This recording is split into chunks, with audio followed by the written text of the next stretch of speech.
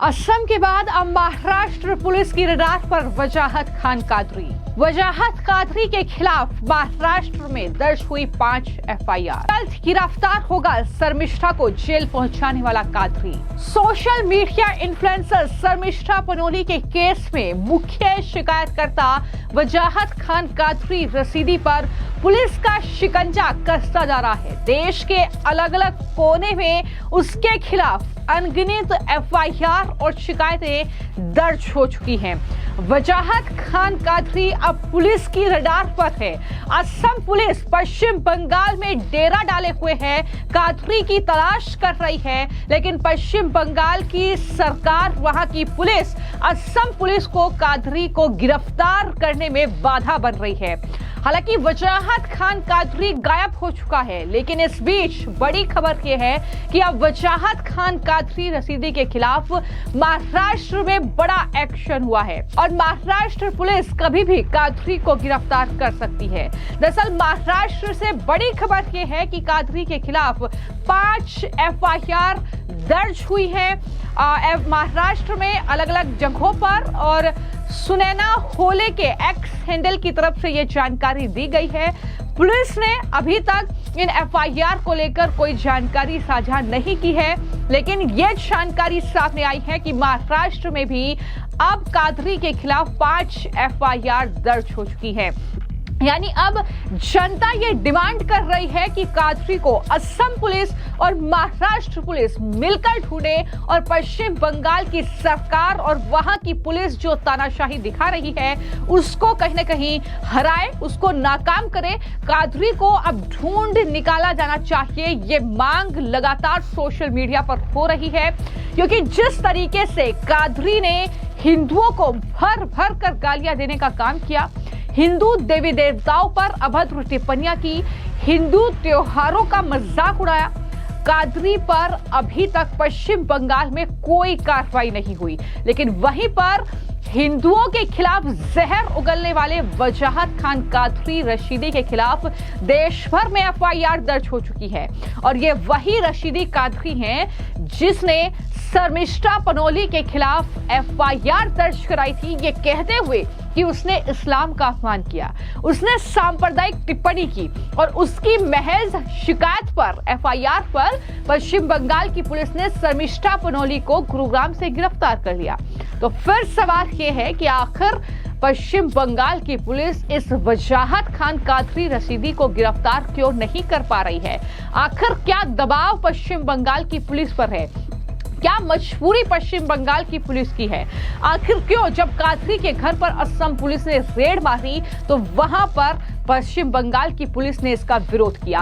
कई सवाल हैं जो लगातार उठ रहे हैं, और जो जानकारी सामने आई है कि वजाहत खान कादरी पर महाराष्ट्र में 5 एफआईआर दर्ज हुई है। एक्स पोस्ट के जरिए ये जानकारी दी गई है। उसके खिलाफ महाराष्ट्र में 5 एफआईआर दर्ज हुई है। हालांकि जैसा कि मैंने कहा कि पुलिस रिकॉर्ड में अभी इसकी पुष्टि नहीं हुई है, और ऐसे ही अगर मैं अलग अलग जगहों पर बात करूं तो दिल्ली में 2 एफआईआर उस पर दर्ज हो चुकी है, असम में 1 एफआईआर, कोलकाता में भी करीब 5 एफआईआर कादरी पर दर्ज हैं। अलग अलग जो बीजेपी के नेता हैं, जो वहां पर वकील हैं, उनकी तरफ से एफआईआर दर्ज कराई गई है। तो सवाल यही है कि कोलकाता से लेकर असम से लेकर दिल्ली और महाराष्ट्र तक जब एफआईआर जो है वो वजाहत खान कादरी पर दर्ज है, क्योंकि उसने जो घृणित पोस्ट किया, जो अपमानजनक टिप्पणी की, उस पर दरअसल ये एफआईआर उसके खिलाफ दर्ज हुई है। मां कामाख्या देवी को लेकर जो अभद्र टिप्पणी की, उसको लेकर जो है असम की सरकार, हिमंता बिस्वा शर्मा मुख्यमंत्री और पुलिस लगातार शिकंजा कसते हुए अब कादरी पर नजर आ रहे हैं। किसी भी वक्त उसे गिरफ्तार किया जा सकता है। और इस तरीके से इस पूरे मामले को लेकर जहां एक तरफ कुणाल घोष जो कि टीएमसी के लीडर हैं, उन्होंने ये पुलिस का मामला बताया है और कहा है कि पुलिस इस मामले को देख रही है। उन्होंने क्या कहा है, सबसे पहले वो सुनिए। वो तो पुलिस देख रही है, पुलिस तो काम कर रही है, देख रही है उसको। ये तो पुलिस का मैटर है, लीगल मैटर है, एडमिनिस्ट्रेटिव मैटर है, पुलिस का मैटर है, वो ढूंढ रही है उसको। तो कुणाल घोष को आपने सुना, लेकिन इस पर पलटवार किया है बीजेपी के नेता राहुल सिन्हा ने, और उन्होंने कहा कि ममता बनर्जी तानाशाही दिखा रही है इस तरीके से बचाव करके कादरी का, और जिस तरीके से शर्मिष्ठा पनोली को गिरफ्तार कर लिया गया, लेकिन किस तरीके का ये दोहरा चेहरा है, किस तरीके का दोहरा रवैया ममता बनर्जी अपना रही है, वो दिख रहा है। क्या कुछ राहुल सिन्हा बोल रहे हैं वो भी सुनिए। देखिए, बात यही है, दुर्भाग्य यही है, पश्चिम बंगाल में कोई हिंदू का बारे में बात करेगा तो उसको गिरफ्तार होना पड़ता है। कोई पश्चिम बंगाल में बैठ के उग्र मुस्लिम बात को प्रोत्साहन देगा, कोई सेना का खिलाफ बोलेंगे, राष्ट्रों का खिलाफ बोलेंगे, उसके खिलाफ कोई कार्रवाई नहीं होता। तो इसीलिए शर्मिष्ठा को जो अदालत ने जामीन मंजूर किया वो सही किया, हम इसको स्वागत करते हैं। लेकिन पश्चिम बंग सरकार को भी पूरा जो सांप्रदायिक भूमिका जो ले रहा है पश्चिम बंग सरकार, इस भूमिका से पश्चिम बंग सरकार को भी हटना चाहिए। न्याय को न्याय का दृष्टि से देखना चाहिए, अपराध को अपराध का दृष्टि से देखना चाहिए। उसमें सांप्रदायिकता ढूंढना ये ममता बनर्जी का काम बन गया।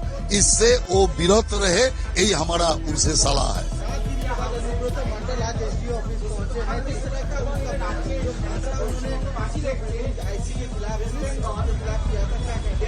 इस बंगाल में कोई सही शासन वाला सरकार रहता, अनुब्रत मंडल को पहला दिन ही हिरासत में ले लेता। ये तो एक बर्बर सरकार चल रहा है, और आज 7 दिन बाद अनुब्रत मंडल को बहुत समझा बुझा के उनको पुलिस का पास भेजा गया। मैं समझता हूँ ममता जी का ये एक पराजय है, कारण अनुब्रत मंडल छोड़ के ममता बनर्जी बीरभूम में चुनाव लड़ाई में जाने के लिए हिम्मत नहीं जुटा पा रहा है। इसीलिए अनुब्रत मंडल के खिलाफ कोई कार्रवाई नहीं किया। आज 7 दिन बाद जब अनुब्रत मंडल हाजिरा दिया पुलिस का पास, मतलब पुलिस का सम्मान घट गया, कारण 7 दिन लगा अनुब्रत मंडल को पुलिस का सामना कराने में। तो इससे मैं समझता हूँ पुलिस प्रशासन का सम्मान घट गया। तो फिलहाल शर्मिष्ठा पनोली को तो जमानत हाईकोर्ट से मिल गई, लेकिन इसके बाद रडार पर हैं शर्मिष्ठा के खिलाफ एफआईआर दर्ज कराने वाला वजाहत खान कादरी, जिसने 1 या 2 नहीं, न जाने कितने ऐसे घृणित, अपमानजनक, आपत्तिजनक, अभद्र पोस्ट जो हैं वो हिंदू देवी देवताओं को लेकर किए हैं, और कब वो असम पुलिस या महाराष्ट्र पुलिस या दिल्ली पुलिस की रडार पर आएगा, इसका इंतजार हर किसी को है। फिलहाल आपकी इस पूरे मामले को लेकर क्या राय है, हमें कमेंट बॉक्स में जरूर लिखिए। मुख्यमंत्री एक महिला है और अनुब्रत मंडल ने महिला का खिलाफ क्या बोला, फिर भी मुख्यमंत्री हिम्मत नहीं जुटा पाया। कारण मुख्यमंत्री पुलिस मंत्री भी है और उन्होंने अनुब्रत मंडल को बचाने का प्रयास किया। कारण उनको अनुब्रत मंडल को भी चाहिए, बीरभूम का तृणमूल नेता काजल शेख को भी चाहिए। कारण दोनों को देके वो बीरभूम को फिर लूटना चाहते हैं, चुनाव में जीतना चाहते हैं। इसीलिए अनुब्रत मंडल छोड़ के बीरभूम में चुनाव नहीं जीतेंगे ममता बनर्जी, और इसी डर से पुलिस मंत्री होके भी अनुब्रत मंडल का सामने घुटना टेकना पड़ा।